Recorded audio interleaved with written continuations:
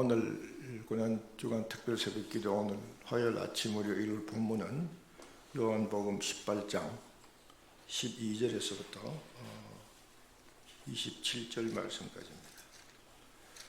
우리 좀 길지만은 같이 한 목소리로 읽어보도록 하겠습니다. 틀림없이 목소리가 통일이 안 될 것 같은데 좀 중구난방으로 들쑥날쑥하게 읽더라도 그래도 같이 소리 내서 읽는다는 게 의미가 있는 것이니까 같이 한번 읽어보겠습니다. 시작. 이에 군대와 천부장과 유대인의 아랫 사람들이 예수를 잡아 결박하여 먼저 안나스에게로 끌고 가니 안나스는 그 해의 대사장인 가야바의 장인이라. 가야바는 유대인들에게 한 사람이 백성을 위하여 죽는 것이 유익하다 권고하던 자더라.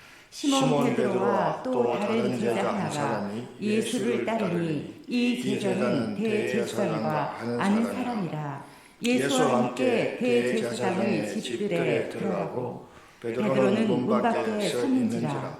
대제사장과 아는 그 다른 제자가 나와서 문 지키는 여자에게 말하여 베드로를 데리고 들어왔더니 문 지키는 여종이 베드로에게 말하되 너도 이 사람의 제자 중 하나가 아니냐 하니 그가 말하되 나는 아니라 하고 그때가 추운 거로 종과 하석들이 숯불을 피우고 서서 쬐니 베드로도 함께 서서 쬐더라. 대제사장이 예수에게 그의 제자들과 그의 교훈에 대하여 물으니 예수께서 대답하시되 내가 드러내어 놓고 세상에 말하노라. 모든 유대인들이 모이는 회당과 성전에서 항상 가르쳤고 은밀히는 아무것도 말하지 아니하였거늘 어찌하여 내게 묻느냐. 내가 무슨 말을 하였는지 들은 자들에게 물어보라. 저희가 나의 하던 말을 아느니라. 이 말씀을 하시매 곁에 섰던 하석 하나가 손으로 예수를 쳐 가로되 내가 대제사장에게 이같이 대답하느냐 하니 예수께서 대답하시되 내가 말을 잘못하였으면 그 잘못한 것을 증거하라. 잘하였으면 내가 어찌하여 나를 치느냐 하시더라. 안나스가 예수를 결박한 그대로 대제사장 가야바에게 보내니라. 시몬 베드로가 서서 불을 쬐더니 사람들이 묻되 너도 그 제자 중 하나가 아니냐. 베드로가 부인하여 가로되 나는 아니라 하니 대제사장의 종 하나는 베드로에게 길을 베어 버리는 사람을 일가라. 이르되 내가 그 사람과 함께 동산에 있던 것을 내가 보지 아니하였느냐. 이에 베드로가 또 부인하니 곧 닭이 울더라. 아멘. 아멘. 잠언에 이런 말씀이 나오죠. 좀 더 자자, 좀 더 졸자. 그래야 하면 너희 곤핍이 강도가 좋으면 너희 공국이 군대가 좋으니라. 새벽 기도에 사람들이 잘 안 나오면 새벽 기도 한다 하시는 분이 항상 이 잠언을 인용해서 독려하고 그러긴 한데 새벽 기도를 좀 더 열정 가지고 우리가 하는 그런 기도 용서들이 전투했으면 좋겠다는 생각을 합니다. 제가 한 4년 전까지만 하더라도 우리 제가 예서 사역을 하잖아요. 사역을 할 때 한 3년간 우리 자체 사무실이 있었어요. 그래서 3년 동안 자체 사무실을 하나님께서 주셨기 때문에 거기서 새벽에 성경 읽기 새벽 기도를 했습니다. 우리 성경을 90일 만에 읽는데 그러니까 90일 동안 주일 빼고 15주 동안 모여서 아침에 모여서 한 15분, 20분 그날 읽을 분량에 대한 강의를 하고 그리고 그 자리에서 바로 성경을 들으면서 읽고 그렇게 해서 90일 동안 성경을 일독한 새벽 기도를 했거든요. 그걸 1년에 2번씩 하고 그러니까 한 3년을 했으니까 6번 했잖아요. 1년에 2번씩. 그때 참 놀라운 그 기적의 체험들이 많이 있었고 정말 그 새벽에 그 말씀을 읽으면서 기도하는 그런 그것이 참 우리 인생을 정말 풍요하고 참 기름지게 한다는 그런 생각을 참 많이 했습니다.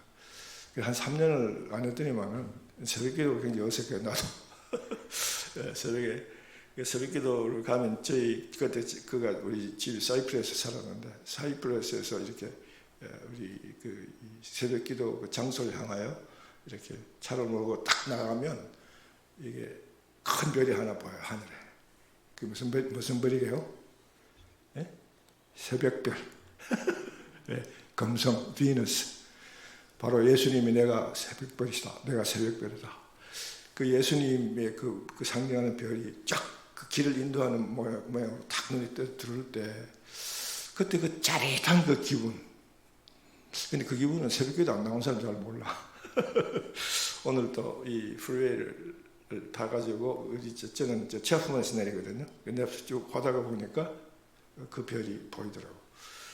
옛날 생각했습니다. 자, 우리 오늘 읽을 본문 우리 간단하게 살펴보고 그리고 이제 기도하고 해줄 텐데 오늘 우리 본문에서 두 가지 포인트를 우리가 좀 찾아보려고 해요. 첫 번째는 지금 예수님이 재판받는 그런 장면이 나오죠. 그리고 두 번째는 베드로가 예수님을 부인하는 그런 장면이 나옵니다. 이 두 가지 포인트를 오늘 본문에서 우리가 한번 정리를 해보시면 좋겠다. 첫 번째 그 예수님이 재판 과정에 대한 얘기를 조금 나눠보면 신약 주석으로 아주 유명하신 분이 한 분 계셨는데 영국의 윌리엄 바클레이라는 분이 신약 주석에서는 아마 당대에서는 대가가 아니었는가 한 몇 년 전에 세상을 떠시고 소천하셨는데 그분의 그 신약 주석서에 보면 예수님의 그 재판 절차에 대한 자세한 과정이 나와요.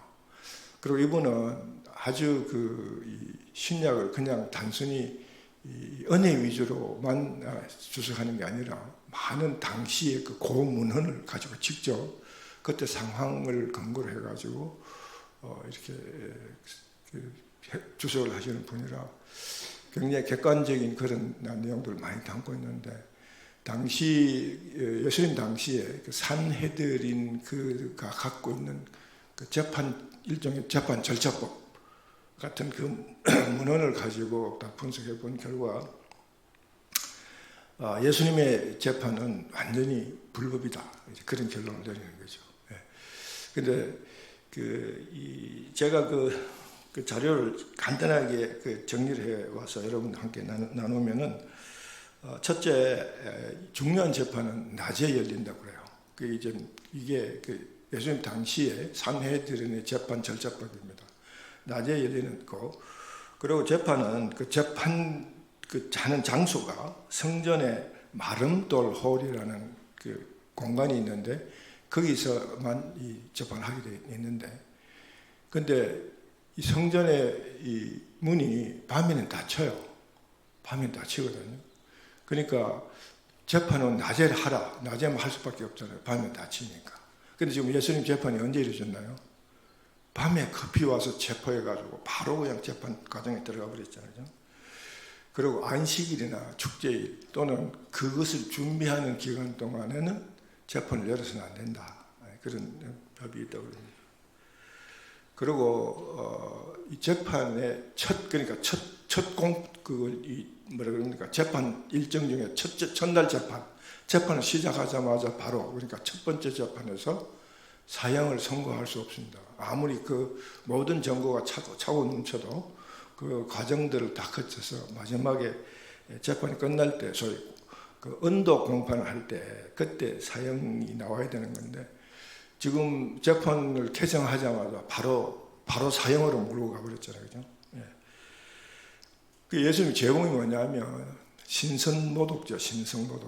신성모독죄라는 것은 여호와의 이름이 발설될 때 성립이 되는 범죄라고 그래요. 그런데 예수님은 여호와의 이름을 부르지는 않았죠. 사용하지는 않았던 것을 우리가 분명히 보기 때문에 그 외에 여러 가지 지금 예수님의 재판이 불법적이었다는 사실을 보여줄 만한 증거가 있는데 우선 5가지만 간단히 제가 추려왔습니다.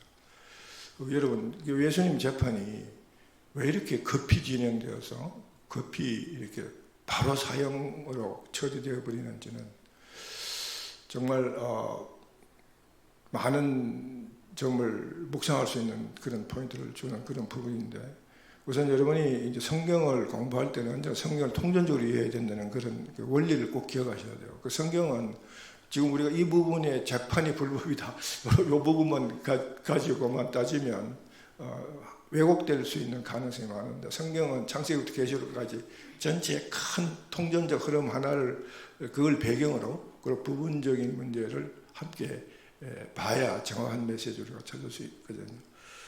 자, 우리 당장 이 불법 재판을 놓고 우리가 생각해 볼 중요한 포인트는 바로 예수님이 언제 어떻게 왜 체포되었는가, 그거를 우리가 한번 잠시, 오늘 본문에는 없는 내용이지만 머릿속에 여러분 연상하고 생각하셔야 되거든요.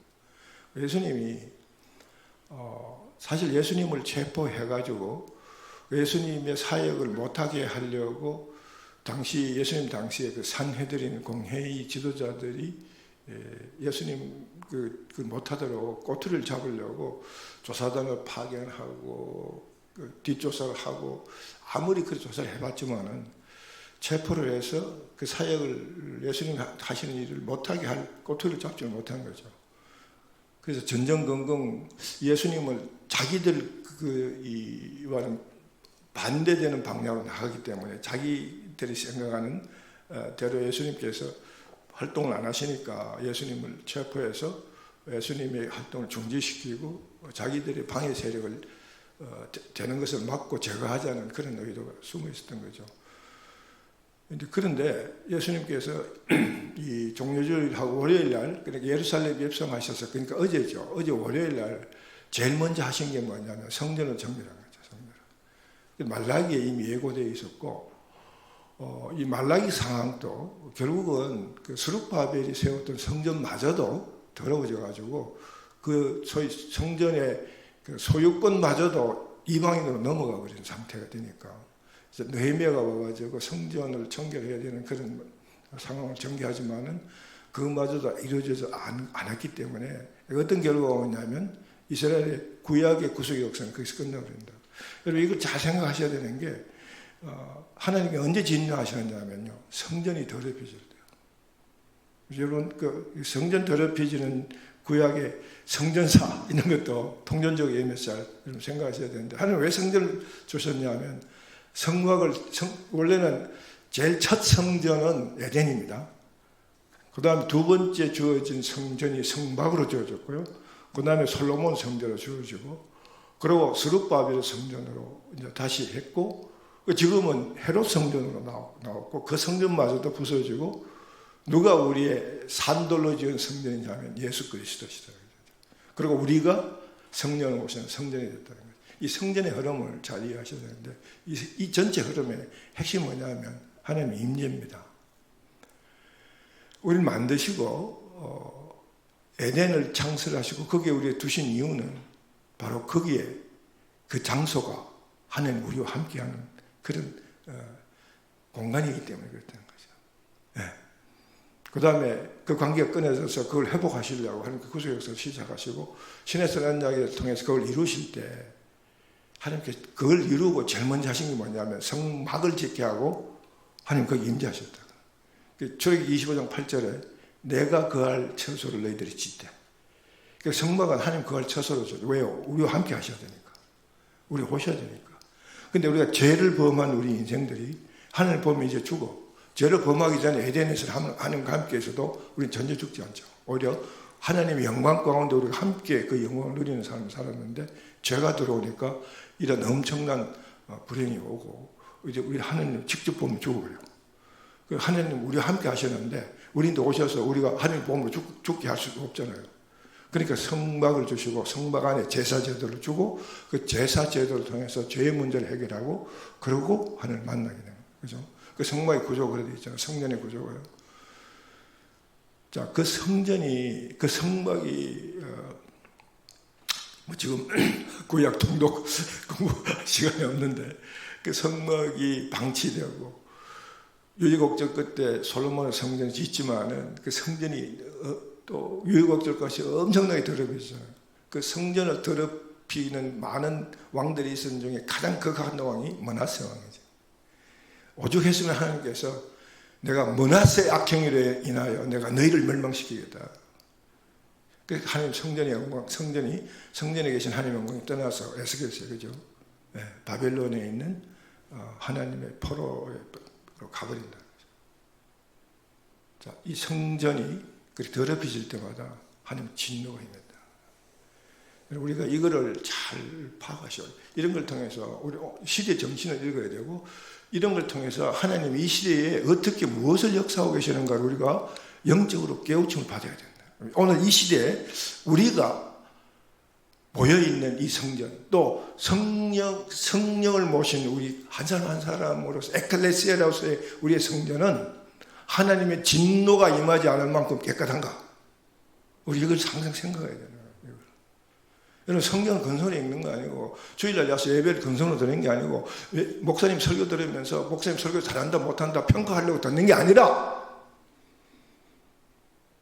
오늘 이 시대에 하나님이 이런 메시지를 통해서 우리에게 주시고자 하신 하나님의 마음이 뭐냐, 우리가 늘 거기에 깨 있어야 된다. 이 바로 그 상황이잖아요. 그러니까 예수님께서 제일 먼저 하신 게 성전을 청결할 수밖에 없어요. 왜? 성전을 하나님이 계시고 그 성전이 바로 하나님과 우리가 함께하는 매개체이기 때문에 그렇다는 거죠.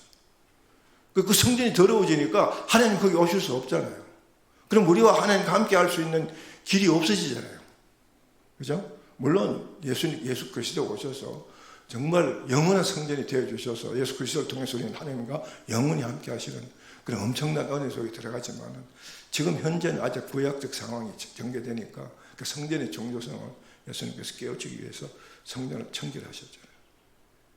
그러니까 바로 체포하는 거죠. 왜냐하면 지금 그것까지 설명할 시간이 없는데 그 성전을 통해서 들어오는 경제적 이권이 그 윌리엄 바클리 목사님의 문헌에 의하면 그 이권이 다 기록되어 있어요. 다 달러 밸류로 다 계산되어 있거든요. 어마어마한 거야, 어마어마.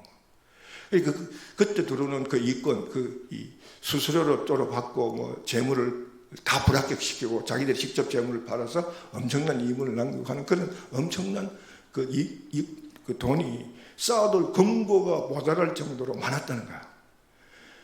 그러니까 AD 70년에 디도 장군이 로마 예루살렘을 완전히 다시 멸망시킬 때 그 군대가 이 예루살렘 이 성전의 벽돌을 하나하나 다 뜯었대잖아요. 그 예수님이 예언하신 거거든요. 벽돌에 벽돌 하나 남김없이 완전히 멸망할 것이다 라고 예수님이 그때 예언하셨잖아요. 그게 그대로 이루어졌는데 그 로마 병사들이 예수님의 예언을 듣고 그걸 이루어야 되겠다 그래서 다 뜯은 게 아니고 그때 소문이 이 엄청난 이 돈을 금전이니 뭐 이런 뭐 은전이니 이런 엄청난 돈을 벽돌 사이사이에 다 숨겨뒀다. 그런 소문이 쫙 퍼져 있으니까 그걸 찾으려고 다 지는 거죠. 예. 그런 시대적 상황이었다. 얼마나 이 산해전 공회원이 이 성전을 통해서 엄청난 경제적 이권과 부를 누리는 그런 상황, 바로 예수님이 그 기득권에 도전한 셈이에요. 그러니까 바로 체포하지, 바로. 빨리 제거를 해야 우리의 이 경제적 이권을 수호하겠다. 그래, 바로 밀어붙여서 불법 재판으로 지금 끝내버린 거잖아요. 자, 더 많은 얘기를 하고 싶지만은 다음 기회가 지금 우리가 시간 없어서 다 못 해드리는데 여러분 하여튼 우리 성경 공부를 통해서 이런 문제도 함께 배우시고 예수님의 재판은 불법 재판이었다. 요즘도 불법 재판이 어떤 정권의 이해관계에 의해서 이루어지는 경우가 너무 많은 거죠, 사실은. 그 인간의 죄성 때문에 그런 거야. 성경적 공의와 하나님의 말씀의 능력이 정말 우리의 실제 삶 가운데 모든 이 세상의 모든 조직, 모든 상황 가운데 실제로 역사하지 아니하면 우리는 진정한 평화와 진정한 공의를 누릴 수 있는 사회를 회복할 수 없다는 거죠. 인간이 아무리 정치적 정의, 경제적 정의를 부르짖어도 그것이 성경적 원리에 서지 아니하면 다 헛거야. 일장춘몽이 다 헛거다는 거야. 우리가 이런 지혜를 우리 한 사람 한 사람부터 그리고 그래서 정치하는 모든 사람들에게까지 미치지 않을 수 없을 만큼 우리 크리스천들이 깨어 있으면 그리고 우리 크리스천들이 그 삶을 모습을 가지고 말씀이 우리의 삶의 원리가 되어서 정말 말씀대로 살아가는 그 모습을 우리 크리스천들이 가지면 세상은 변화되는 거죠. 믿지 않는 사람 봐서도 변화되지 않을 수 없는 그런 무언의 압력이 강하게 압박할 때 세상은 바뀝니다. 아무리 우리가 설교하면서 바뀝시다 다 쓸데없는 거예요. 내가 먼저 실천하고 에스라처럼 말씀을 연구하고 준행하며 그리고 가르친다. 그렇지 않으면 다 헛보인다.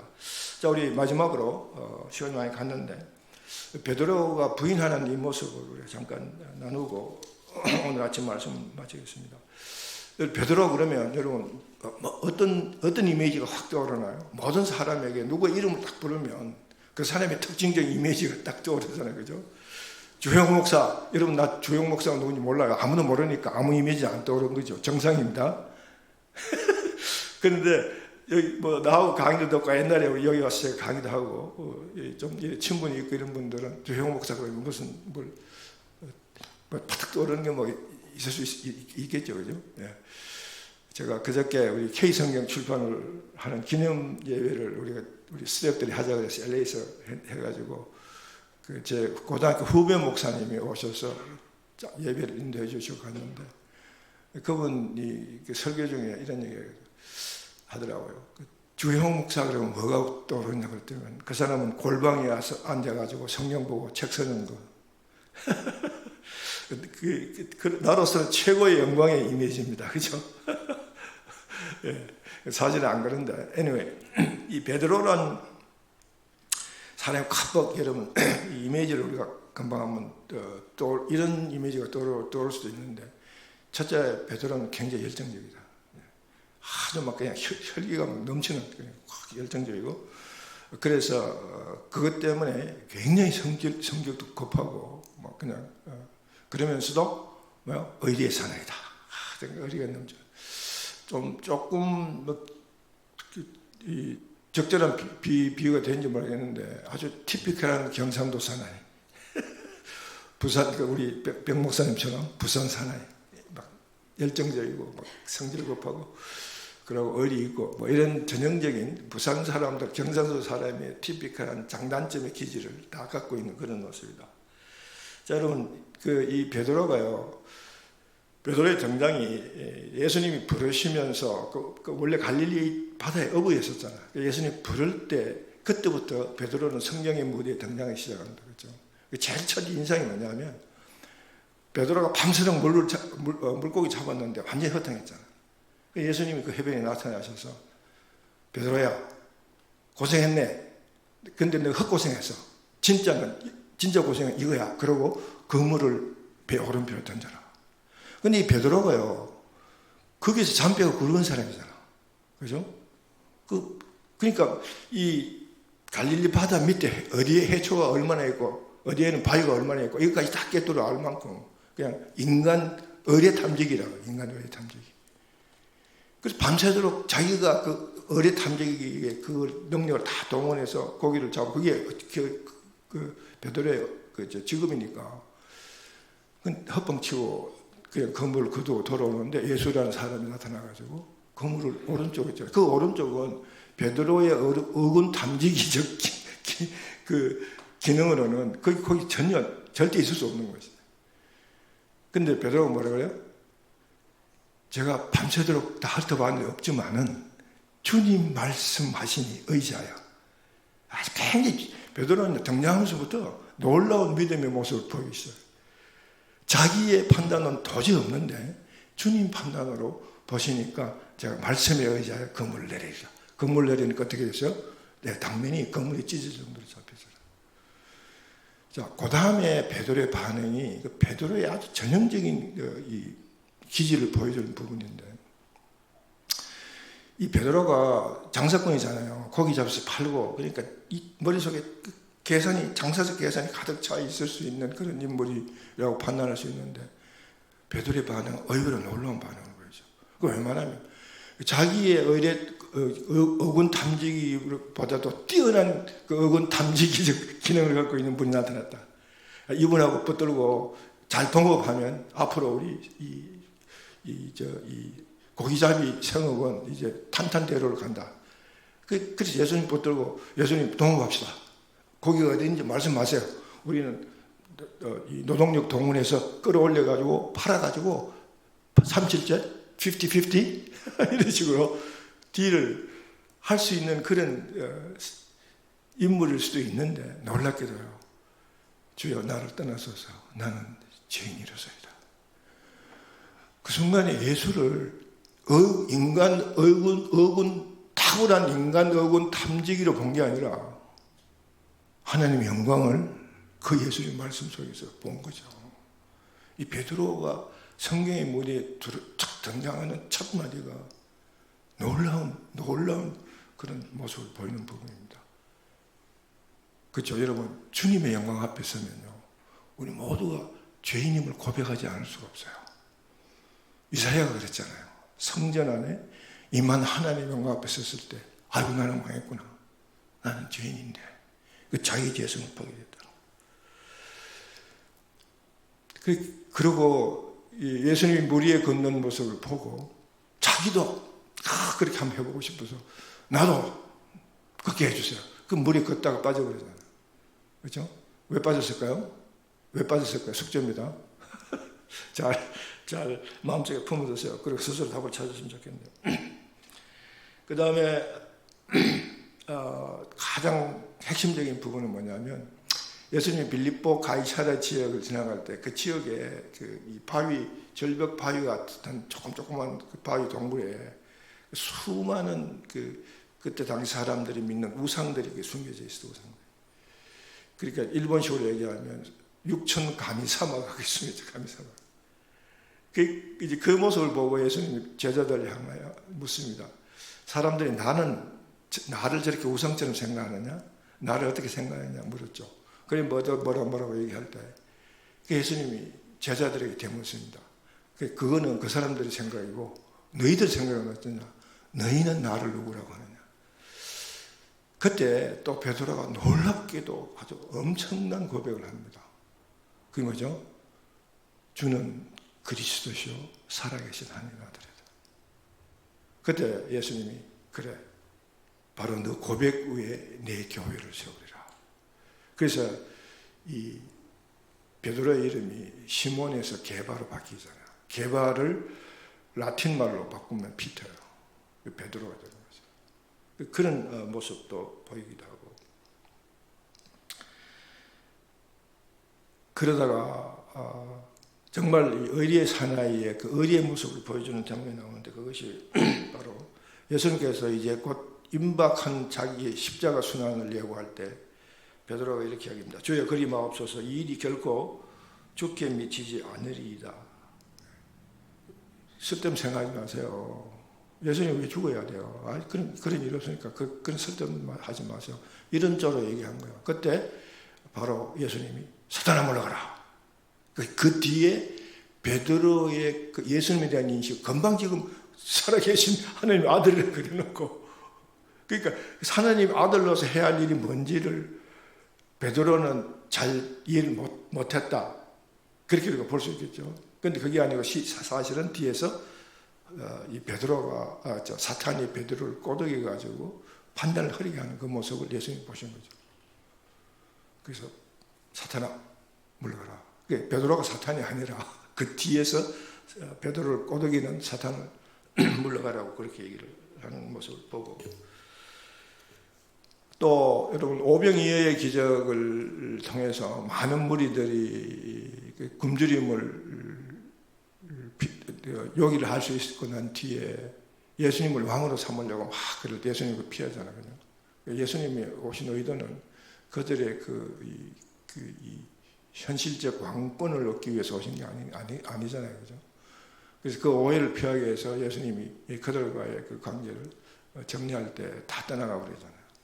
그 또 떠나갈 때 예수님께서 또 섭섭했었든지 제자들에게 묻습니다. 너희도 떠나려느냐?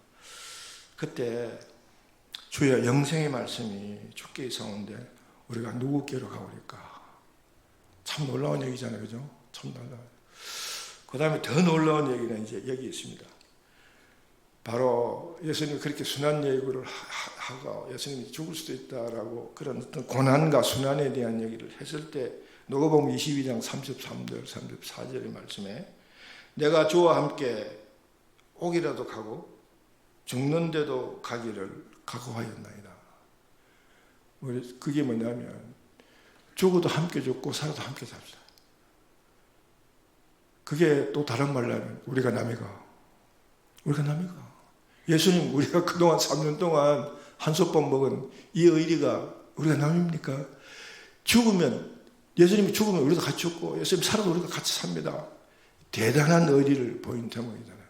자, 여기까지만 생각하고 자, 이런 베드로가 드디어 바로 닭 2번 울기 전에 너가 나를 3번 부인하리라. 이 부인하는 예수님의 예언이 적중되는 상황을 지금 우리 오늘 본문에서 이렇게 됐다는 거죠. 여러분 어떻게 생각하세요? 죽으면 죽으리라. 같이 죽고 같이 살자. 우리가 남이가 의리의 사나이. 그건 어디 갔나요? 그건 어디 갔나요? 예. 자, 겟세마네 동산에서 예수님이 체포됐을 때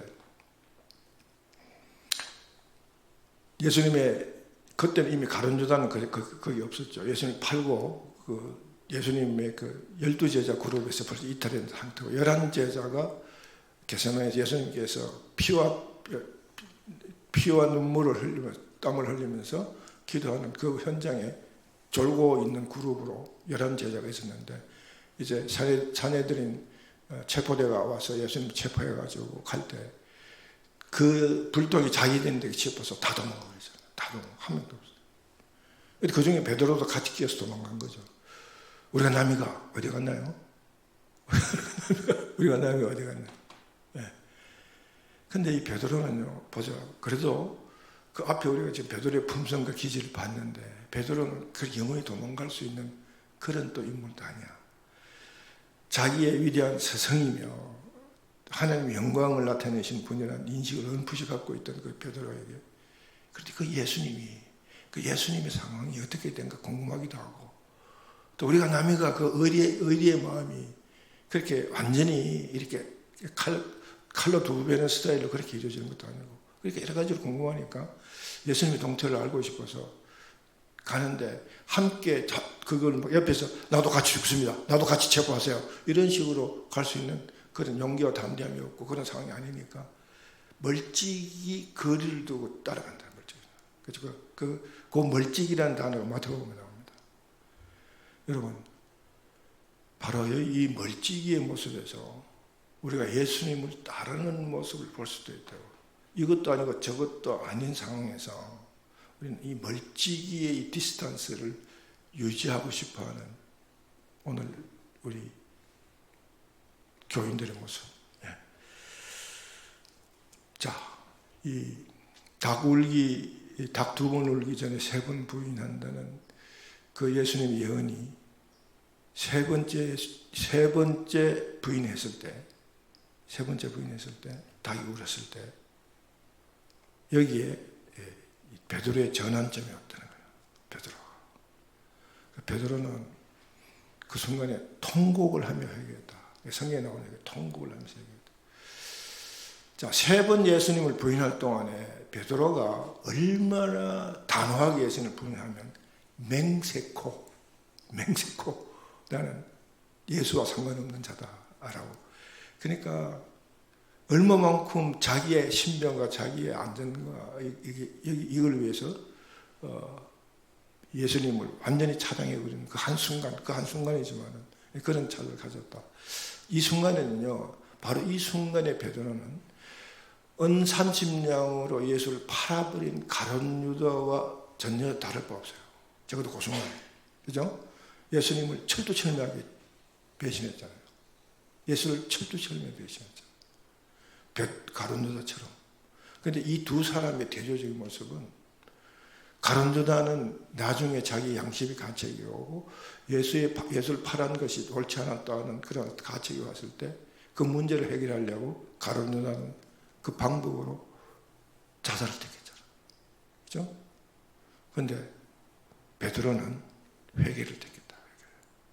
여기에 베드로의 위대함이 다시 부활하기 시작하고, 그래서 오순절 성령 강림 때 이 성령이 베드로에게 임하니까 베드로가 어떻게 해요? 1.5씩 베드로가, 그래서 그때 당시에 사회 계층의 제일 밑바닥에 어부 노릇하던 그 베드로가 예수님과 함께 3년 동안 가르침을 받고 성령이 임하니까 그제서야 베드로의 본래의 모습이, 하나님께서 베드로를 처음 만드실 때 원래의 우리의 처음 모습이, 베드로의 처음 모습이 회복되는 거죠. 그래서 한 번 설교하니까 수천 명이 회개하잖아요. 그보다 더 멋있는 것은요, 베드로가 그렇게 정말 죽으면 죽으리라, 그렇죠? 예수님과 함께 죽고 예수님과 함께 살고 그 했던 그 말 그대로 이제부터 나는 예수를 위해서 죽고 예수를 위해서 살겠다, 그 본연의 그 말의 진리가 확실히 드러나는 삶의 모습으로 바뀌면서 성전 미문에 구걸하는 안전뱅이에게, 그 안전뱅이에게 그리스도의 사랑을 전하는, 어떻게 전했냐면, 여러분 보세요. 사도행전 그 부분을 잘 읽으면서 은혜 받으면 좋겠네요. 나는 은과 금은 가진 게 없다. 내가 너희인데 캐시로 현찰로 내가 너희 구원을 도와줄 수 없지만, 그러나 나는 내게 있는 것을 너희에게 주노니 곧 예수 그리스도의 이름으로 일어나 걸어라. 담대하게 선포하니까 안전뱅이가 들고 일어나서 걸어갔다.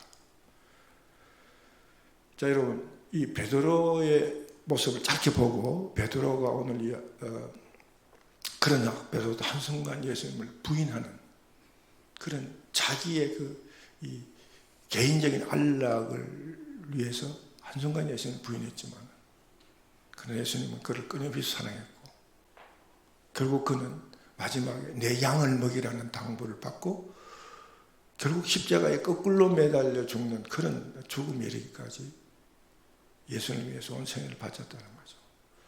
자, 우리 오늘 이 현대 크리스천들이 살아가야 할 오늘 이 시점에서, 여러분, 이 아침에 이 본문을 통해서, 베드로의 모습을 통해서 우리의 신앙적 자세를 한번 성찰하고 반성해 볼 필요가 있거든. 특히 새벽기도가, 오늘 이 고난주간 새벽기도 하는 이유가 그게 있는데, 우리는 베드로처럼 우리 일상의 삶 가운데 내 가치와 내 이익과 내 안전을 위해서 필요하다면 때로는 예수님과 일정 거지를 유지하면서 멀쩡히 간격을 유지하면서 따라가고 있는 그런 신앙생활을 혹시 하고 계시지 않은가요?